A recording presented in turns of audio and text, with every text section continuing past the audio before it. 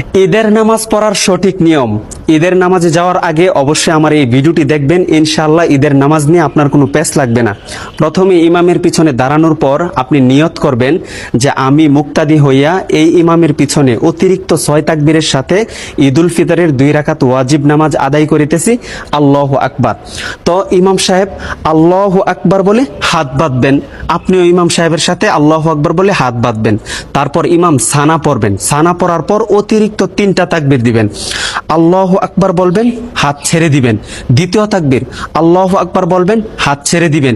তৃতীয় তাকবীরের মাথায় আল্লাহু আকবার বলে হাত বেঁধে নেবেন। তারপরে ইমাম সাহেব সূরা ফাতিহা এবং অন্য আরো একটি সূরা মিলিয়ে রুকু সিজদা কমপ্লিট করে দ্বিতীয় রাকাতের জন্য দাঁড়াবেন। দ্বিতীয় রাকাতে দাঁড়ানোর পর ইমাম সাহেব প্রথমে সূরা ফাতিহা এবং অন্য আরো একটি সূরা মিলাবেন। সূরা মিলানোর পর রুকুতে যাওয়ার পূর্বে অতিরিক্ত আরো 3টা তাকবীর দিবেন। আল্লাহু আকবার বলবেন, হাত ছেড়ে দিবেন। দ্বিতীয় তাকবীর আল্লাহু আকবার বলবেন, ইমাম সাহেব হাত ছেড়ে দিবেন। তৃতীয় তাকবীর আল্লাহু আকবার বলবেন, হাত ছেড়ে দিবেন। চতুর্থ তাকবীরের মাথায় ইমাম সাহেব আল্লাহু আকবার বলে ডাইরেক্ট রুকুতে চলে যাবেন। রুকু সিজদা কমপ্লিট করে ডানে বামে সালাম ফিরিয়ে নামাজ শেষ করে দিবেন। ইনশাআল্লাহ আপনাদের নামাজ সহি হয়ে যাবে।